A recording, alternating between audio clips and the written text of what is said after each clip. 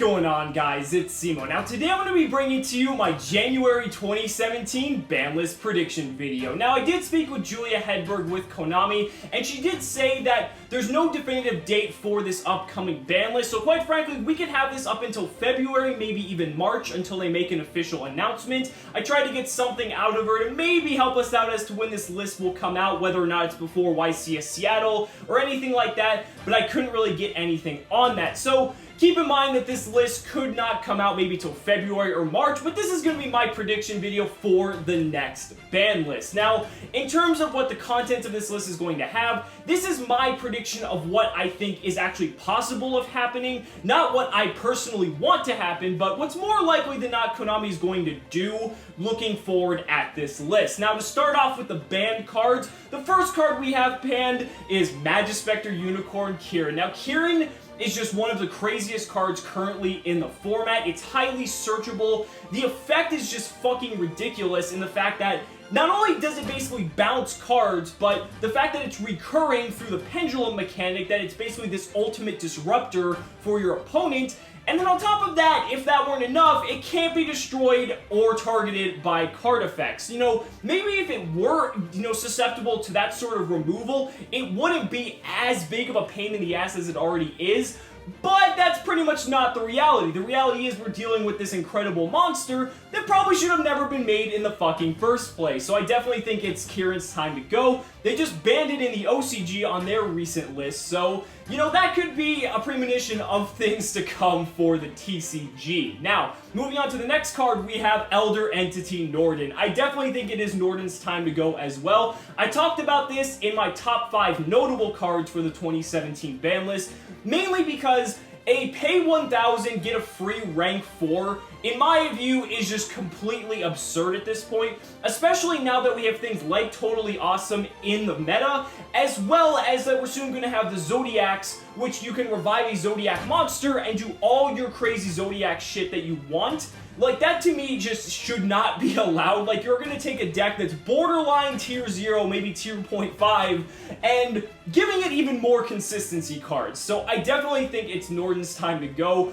It was fun while it lasted, but moving forward, I don't think Norden should be around anymore. Instant Fusion is still a very viable card in a lot of different decks, like Mermail with Rare Fish, or even Heroes as well, and really any other deck that wants to utilize Instant Fusion, so I definitely think that Instant Fusion should stick around at 3. Now, moving on to the last card on the Forbidden list, I have Wind Up Hunter, because I'm going to be putting Wind Up Zenmaity, which I'm going to just transition right on to the limited list, at 1. Now, the reason for this is because Konami recently moved Wind Up Magician to 2 on the previous list, and that tells me that, Wind-Ups are going to slowly start re-entering the format because they're not doing absolutely fucking anything.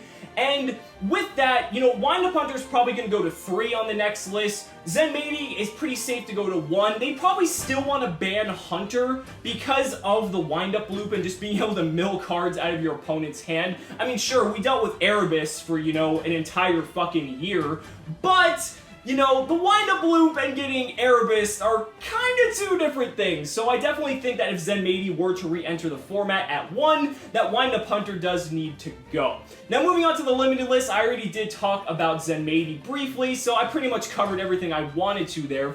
The first card that's going to be on the limited list is Psyframe Lord Omega. Now, Omega going to 1 is very important for a couple different reasons. First off, this means that Level Eater doesn't need to get banned, because a lot of people are saying, oh, Level Eater is so abusable, blah, blah, blah, blah, blah. It is, but it's only really abusable for the most part in an insane deck like Dark Synchro that can shit out 3 copies of Psyframe Lord Omega and basically hand loop your opponent like that. Well, if Psyframe Lord Omega is at 1, then that can't exist, and you're only going to lose 1 card, maybe 2, depending if you get Trished or not as well. So I definitely feel like hitting Omega is the proper choice, because most people who are playing Psyframe Lord Omega, unless you're playing dedicated Psyframe specifically or Dark Synchro, you're only playing 1 copy, so you don't really need an additional copy in your extra deck. And for decks like Psyframes and Dark Synchro is still an incredibly potent deck with only 1 copy of Psyframe Lord Omega. The deck can still do some crazy ridiculous plays, And I don't think any of us are really gonna fucking miss if Psyframe Lord Omega goes to 1 and having to deal with playing against Psyframes in general. But that's just my opinion on that one. So moving on to the next card, we talked about Wind-Up Carriers and Matey, we talked about Psyframe Lord Omega, now we're going to talk about El Shaddoll Construct. Now the reason I think that Konami's gonna unban El Shaddoll Construct is because Construct has been on the list for a pretty significant amount of time, and since they've slowly started moving wind-ups off the list as well, Construct is something that I think should be on their radar too, to start reintegrating Shaddolls into the format. The OCG has started doing that as well, by moving some of the Shaddoll cards back to higher slots on the ban list, so Construct naturally then should be the main card that they look at, because with Construct banned, Shaddolls are borderline unplayable. But with one copy of Construct, it gets really interesting what people can kind of develop with Shaddolls. So, even though El Shaddoll is still at 1, the deck is nowhere going to be near its full power status when Super Poly was at 3 or any of that bullshit. I know none of us missed that, but I definitely think it's Construct's time to come back to 1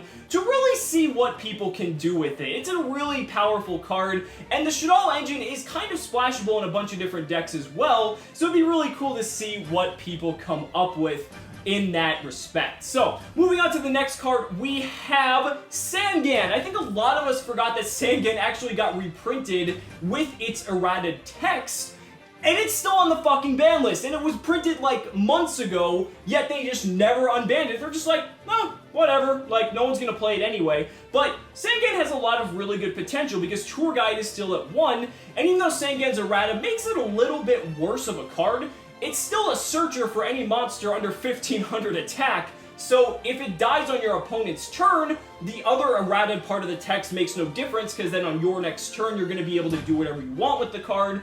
I just find it really perplexing that they never brought it back to 1 after giving it the errata, which is, what they were so worried about in the first place. Personally, I don't think it needed the errata anyway, but now that it's been errated and it's still banned, like, what was the fucking point? So put it at 1, hell, put it at 3. I mean, it's like, it just needs to come off the list. Like, you errata a card and don't even put it off the list. To me, that's just mind-blowing. So that's it for the limited cards. Now, moving on to the semi-limited, I actually completely skipped the semi-limited category because, in my view, even though there's a lot of cards that Konami loves to semi-limit, because traditionally they like to move a card from banned to limited to semi-limited and then it comes off the list. In my opinion, if a card is semi-limited outside of like maybe Summoner Monk, it should just be unlimited completely, because there's no point to semi-limit a card for the most part, because if it's at 2, it's pretty much going to do what it would do at 3. So, well, again, like I said, maybe with the exception of Summoner Monk, and I guess Atlantean Dragoons might be a little bit crazy, but there is a chance that they might do some of my unlimited cards to 2 before they go to 3. Now, going on to that unlimited list, the first card I have is Artifact Moraltac. Artifact Moraltac creates a very interesting dynamic in the game that I really enjoy, especially since there's so much spell and trap removal like Twin Twisters, MST, and all that running around. I really love the Artifact engine, and with the fact that Artifact Scythe and Sanctum are making a huge resurgence into the format, bringing Moraltac back would just be a perfect unity to pretty much bring the Artifact engine all back together. The Artifact engine is nowhere near as powerful as it used to be, and being able to reintegrate one of the most splashable engines into the game into a lot of different decks, I think would be really cool. And again, like I said, they might semi-limit Moraltac before they put it to 3, but I definitely think it's on their radar. Now, moving on to the remaining cards, again, like I said, they might move these to 2 before they put them to 3, but I personally think that they could go to 3 no problem. And those cards are Book of Moon, Torrential Tribute, and Compulsory Evacuation Device. Now, these are 3 of the most generic cards that we've had in the game for quite some time, and I feel like all these cards need to go to 3, namely because Book of Moon, albeit it's a -1, it's one of the best -1s in the game, and people will argue that until the end of time,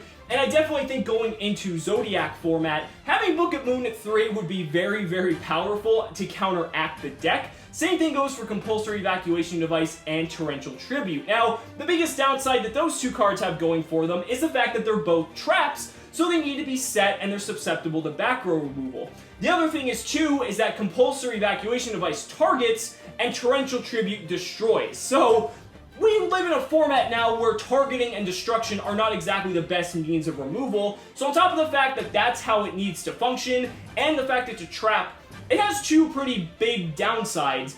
But we're introducing more board wipes into the game with Torrential Tribute, and more removal that's non-destructive with Compulsory Evacuation Device. So I really think that these cards should go back to 3 because they're just very good generic removal or disruption cards that I feel like would be very beneficial for the game as a whole. But that's going to do it for my Banlist prediction, guys. Let me know down in the comments what you guys think should be on the January 2017 list and your predictions. I really love to get a conversation going around this time of year because there's so much speculation. Anything can happen, anything goes, and quite frankly, Konami's just there laughing from their tall tower, just saying, they're just watching these videos like, huh, he thinks that that's gonna get banned? What a joke. So anything can happen. It's a great time of year, and I really love to see what you guys think. So be sure to like the video. As always, guys, subscribe to the channel for more amazing Yu-Gi-Oh! Content, and also be sure to back me on Patreon, because by pledging that $1 a month, you're investing in my ability to continue bringing you amazing Yu-Gi-Oh! Content. So thank you guys so much again. We'll see you next time.